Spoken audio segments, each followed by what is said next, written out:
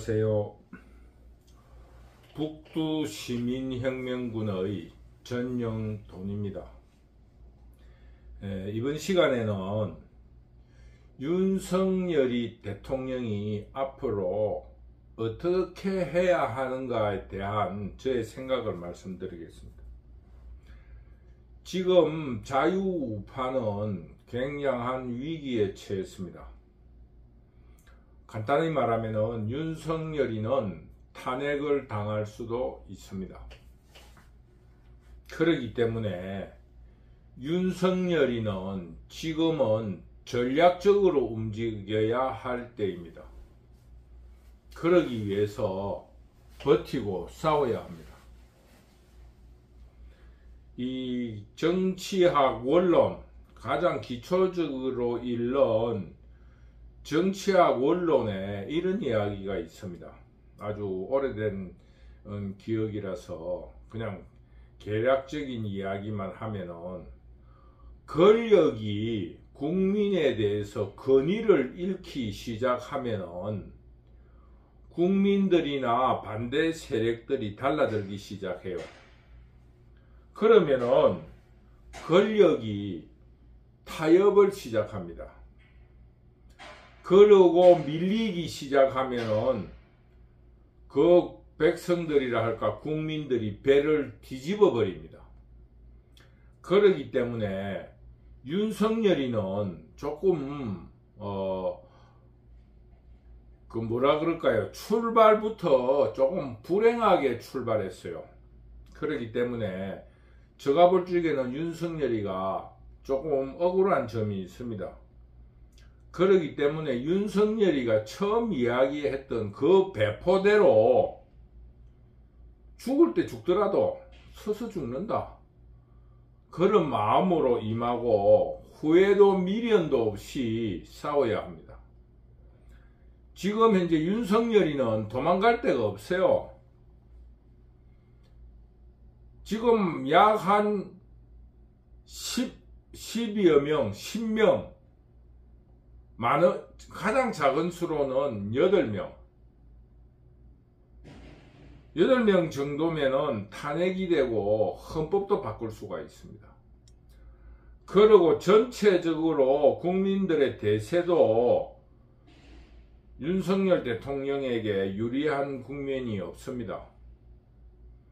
그럴수록 배수준을 치고 싸워야 됩니다.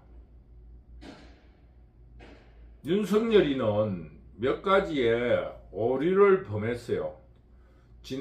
제가 투표 전에도 이야기했지만은 김건희의 특검은 받아야 된다고 했습니다. 특검이 무서운 게 아니라 선거 지는 것이 더 무섭기 때문입니다. 그 선거를 통해서 이길 경우에는 특검에 대한 어떠한 쉽게 말하면 간격이 좀 있어가지고 적응을 하는 데 있어서 여러 가지 대처 방안이 있을 수 있지만은, 선거가 져버리면은 정말로 특검을 받고 안 받고의 선택의 여지도 없는 겁니다. 더구나 우리나라는 근대화된 나라인 것 같지만은 아직도 정근대적인 문화가 있습니다. 쉽게 말하면 사주팔자, 풍수, 그리고 여성 비하에 대한, 여성을 깔보는 것, 혹은 여성을 악마화하는 그런 정근대적인 문화가 있습니다. 박원순 시장의 성추행이 있을 적에 그 공산 좌파에서 그런 전술을 구사한 적이 있습니다. 뭐냐? 성추행 피해 호소인이라는 이런 명칭을 창조해내면서 여성의 악마성을 부각시켰습니다. 그리고 박근혜에 대해서 악마화했습니다. 그 여성을 악마화하는 것은 두 가지의 방법이 있습니다. 하나는 못생겼다예요. 하나는 못생긴 게 꼬리를 친다. 하나는 잘생긴 여자들, 이쁜 미녀에게 있는 그런 악마화입니다. 남자를 밝히고 미소년들을 밤에 불러서 섹스를 한다. 그래서 이쁘다. 뭐 이런 그런 악마화하는 두 가지의 방법이 있습니다. 거기에서 쉽게 말하면 박원순의 비서는 못생긴 게 남자를 밝힌다는 의미로 악마화됐습니다. 박근혜는 주술과 남자를 세월호 일어난 사건에도 남자를 만나기 위해서 그 자기의 특유의 머리를 5시간 동안 만지고 모 호텔에서 비아그라를 먹고 있었다. 뭐 이런 게 그 악마화한 주 줄거리인데 그게 국민들한테 먹혔어요. 지금 문재인 정부에는 악마화가 못생긴 게 버섯 차고 다니면서 좋은 옷을 입고 다닌다는 그런 악마화가 있었습니다. 저도 그럽니다. 청와대 대지라고. 지금 김건희는 인물도 뭐 좀 잘생긴 건 아니고 또 못생긴 건도 아닌데 좀 기괴하게 생겼어요. 보통 사람하고는 좀 다르게 생겼습니다. 그런데다가 논문도 이상한 사주관상 뭐 이런 거를 쓴 데다가 그 주변에 또 이상한 이천공인이라는 사람이 있어요. 그러다 보니까 윤석열이는 김건희에 대한 김건희의 악마화에 국민들이 먹혀 들어가면서 윤석열이가 지금 치명적인 상처를 입고 있습니다. 그 우리나라는 그전에는 좀 안 그런 것 같은데 그 이상하게 그 노무현 정부 때부터 영부인들에 대한 악마화가 시작된 것 같아요. 왜냐니까 그때 그 청와대에서 쌍꺼풀 수술을 한 것 때문에 그때부터 영부인들이 구설수에 오르기 시작했어요. 그전에는 구설수가 오를 정도가 있어도 그냥 국민들이 막 그냥 내조를 하는 사람으로서 크게 비난하지를 않았는데 그 참 저는 지금 그것을 빨리 고쳐야 된다고 봅니다.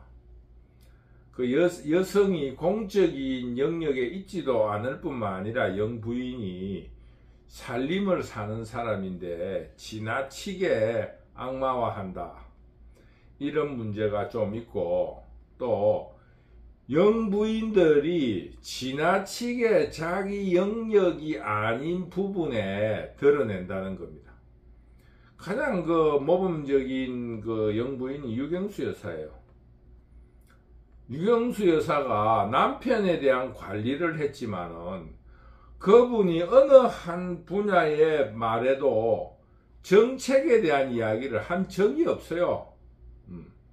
그냥 나는 야당으로서 남편에 대해서 이야기할 테니까 혹 하시고 싶은 이야기 있으면 저한테 이야기하면은 제가 전해드리겠다 이런 정도지 뭐 남북 문제에 대해서 내가 한번 공언을 세워보겠다 이런 말을 한마디도 한 적이 없습니다. 어떻게 됐든지 노무현 정부 때부터 영부인들이 영역을 넓힌 것도 사실이고 또 비난을 받은 것도 사실입니다. 오늘 그 영부인과 한국 문화에 있는 여성에 대한 비하 혹은 악마에 대한 이야기가 조금 길어졌습니다. 어쨌거나 간에 윤석열이는 오늘 기자들의 언론에 보도된 바에 의하면 국정 방향에 대해서는 바꿀 생각이 없다. 국정 방향은 옳다고 생각한다. 그러나 국민들이 내린 선거 결과에 대해서 받아들이겠다. 저는 윤석열이가 당연히 할 수 있는 그런 말로 생각합니다. 그렇기 때문에 윤석열 정부는 버텨내야 됩니다. 버텨내지 않으면은 처음에 말했듯이 지금 한 발자국이라도 밀리면 국민들이 배를 뒤집어 버릴 겁니다. 그러니 어쩔 수 없는 거예요. 그렇기 때문에 버티고, 두 번째로는 국가 목표를 위해서 싸워야 돼요. 그러지 않으면은 지금 도망갈 데가 없어요. 지금 어떻게 다 잡는다고, 국회의원을 다 잡는다고, 국민의힘 국회의원들을 다 잡는다고 탄핵을 피할 수 없습니다. 이제는 담담히 받아들이면서 배수진을 치고 싸워라. 이게 제 주장입니다. 그러면서 이런 이야기를 해야 된다고 봅니다. 선거가 전부는 아니다. 선거가 도리어 역사에서 그 악용된 사례가 더 많다.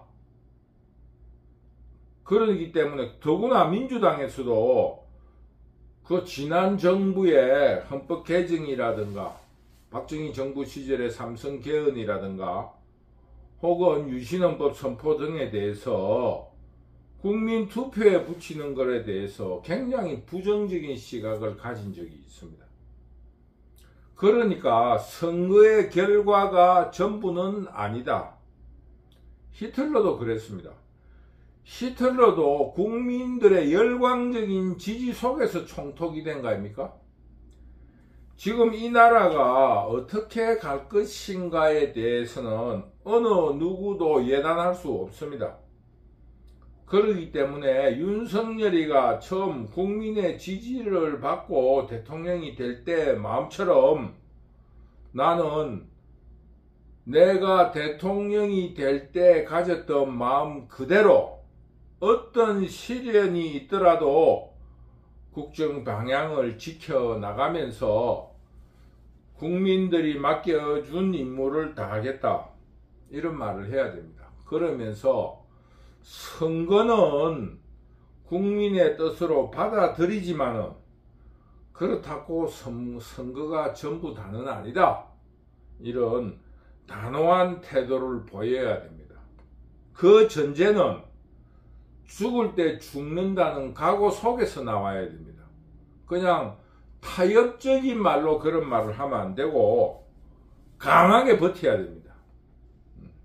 저는 윤석열 대통령이 더욱 강해지기를 바랍니다. 왜냐?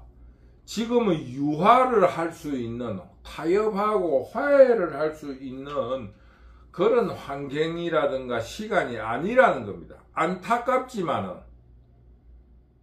실제로는 화해하고 소통해야 될 입장이지만은 지금은 한 발자국을 밀리면은 벼랑 끝이고 절벽 아래이며 거기서 만약에 화해를 한다 하면은 국민들이 배를 뒤집을 것이기 때문입니다. 그러면은 우리 자유우파는 아주 오랜 시간 시련과 어려움 속에 있게 됩니다. 그런 것을 방지하기 위해서라도 여러 가지 방책을 고민해야 된다.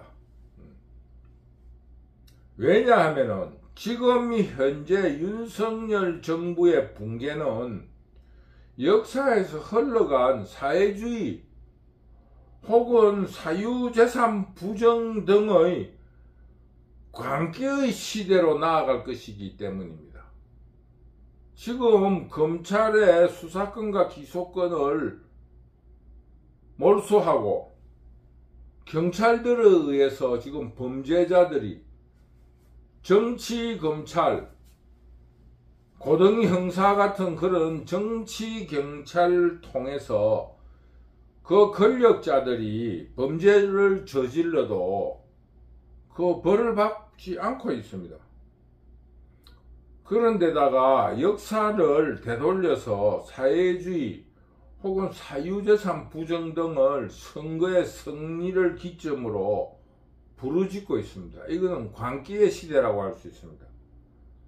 이런 역사를 되돌리려는 광기의 시대를 견디고 나라를 구해야 한다는 것을 국민들에게 호소해야 됩니다. 방식이 없습니다. 지금 어쩔 수 없는 것입니다. 그리고 세 번째로 윤석열이가 싸워야 되는 이유는 검찰 혹은 검찰하고는 다르게 정치는 투쟁입니다. 첫째는 개인들이나 혹은 세력들이 가지고 있는 권력 투쟁의 정치이고, 권력 투쟁이 바로 정치입니다. 두 번째로 국가의 목표라 할까, 이념에 대한 성취, 저 국가 목표에 도달하려는 투쟁을 해야 됩니다. 그래서 지금 현재 윤석열이는 국가 목표로 행진하는 데 대해서 투쟁을 해야 되고, 권력을 상실하게 되는 두려움에 대해서 투쟁해 나가야 됩니다. 이 세 가지로서도 윤석열 정부는 싸우고 버티낼 명분이 있습니다. 지금 현재 윤석열 정부의 오늘날의 평가는 윤석열의 검찰적인 속성을 버리지 못한 것에서 기인하고 있지만은, 좌파, 좀 넓은 범위로서 공산좌파 혹은 사유재산을 부정하자는 체제 전복 세력들이 대통령 선거에 대해서 불복하고 모든 선전선동 기간을 통해서 이미지를 만들어 나간 결과라고 할 수 있습니다. 물론 그것도 윤석열 정부의 한계이고 무능이고 또 여러 가지의 자기 스스로의 실책인 것은 사실입니다. 그러나 자유우파 그리고 국가의 미래를 위해서 윤석열은 지치지 말고 싸워주기를 간절히 바랍니다. 그리고 지금 내부에서 이렇게 준동하는 것은, 내부 분열이 일어나고 준동하는 것은 권력의 속성입니다. 당연히 그런 것도 감수해야 되고 더욱 용감하게 싸워줄 것을 윤석열 정부에게 당부합니다. 지금 자유우파 혹은 국가의 미래를 위해서라도 견디내고 싸워야 합니다. 그래서 예전에 윤보선 대통령이 그랬고 김영삼 대통령이 그랬던 것처럼 집권 이후에도 민주전선이라 할까 자유전선을 만들어서 이 자유주의를 위해서 싸우겠다는 결의를 다지기를 저는 간절히 바랍니다. 지금 자유우파 그리고 국가에 큰 위기가 닥쳤습니다. 어떻게 사유재산을 부정합니까? 그리고 상속세를 더 올리자고 그러고 경찰을 더욱 정치 경찰화 하려고 하는 이런 혹세무민 혹은 역사의 수레바퀴를 뒤로 돌리는 이런 사태에 대해서 윤석열 대통령도 심각한 혹은 심오한 각오를 해줄 것을 당부드리면서 오늘의 강의를 마치도록 하겠습니다. 여러분, 우리 자유우파 여러분, 김대중 대통령을 우리의 롤모델로 삼아야 합니다. 이제부터 자유주의 세력 혹은 자유주의는 혹한기에 접어들고 집을 나온 상태입니다. 집을 나와 고생하는 그런 사태를 맞았으니까 우리 자유우파들도 이제 조직화하고, 지금 시점은 내부적으로 싸울 때가 아닙니다. 그만큼 엄중한 시대입니다. 그런데 권력이 어수선하다는 것을 빌미로 잘난 척하면서 내부를 비난하는 것은 아주 잘못된 것입니다. 어려울 때일수록 내부는 단합되는 인류단체가 돼야 됩니다. 그래서 이 위기를 극복한 뒤에 또 싸우자 이겁니다.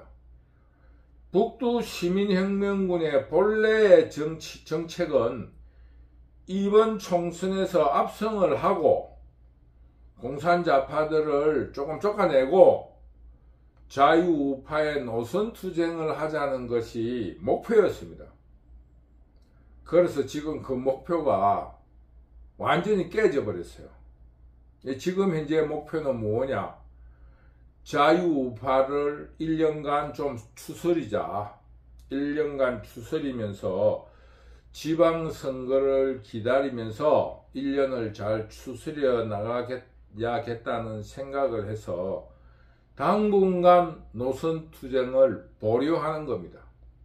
지금 내부에 갈등이 있어야 될 때가 아니니까 우리 지금 자유우파는 조금 전체적으로 조금 몸을 추스리고 또 투쟁에 대한 결의를 다지면서 시간 벌기를 해나가고 우리의 몸을 정상화시키는데 좀 더 노력해야 되겠다 이런 생각을 전합니다. 너무 내부에 총을 쏘는 일을 이제는 삼가해 주셨으면 감사하겠습니다. 왜냐? 지금 싸울 수가 없어요. 지금 싸우다가는 공산자파들에게 탄핵을 당하고 난 뒤에는 바로 헌법 개정과 국가 체제에 대한 전체적인 개정이 일어날 수 있다는 것을 여러분들이 아시고 윤석열 정부를 잘 추스릴 수 있게 박수도 치주고 응원을 일단 합시다. 일단 하고 윤석열이가 잘했다는 뜻이 아니에요. 지금 어쩔 수 없는 지금 상황이다. 지금 앞으로도 갈 수 없고 뒤로도 갈 수 없는 그런 상황에 있다. 근데 거기서 네가 잘했니 내가 잘했니 싸운다고 무슨 해결이 있는 것도 아니고 적군이 바로 성 앞에서 지금 문을 열고 들어오려고 하는데 지금 그걸로 싸워가지고 무슨 이득이 있습니까? 일단 성문을 지키고 적군으로부터 우리 백성들을 먼저 살리고 지켜나가는데 힘을 쏟자 이런 취지로 말씀드렸습니다. 그래서 다시 한번 말씀드리지만은 우리 윤석열 정부가 윤석열이가 잘했든 못했든 우리 자유우파를 살려내기 위해서 버티고 시간을 벌어나가자 이런 이야기를 오늘 강의의 주제로 말씀드렸습니다. 여러분 감사합니다.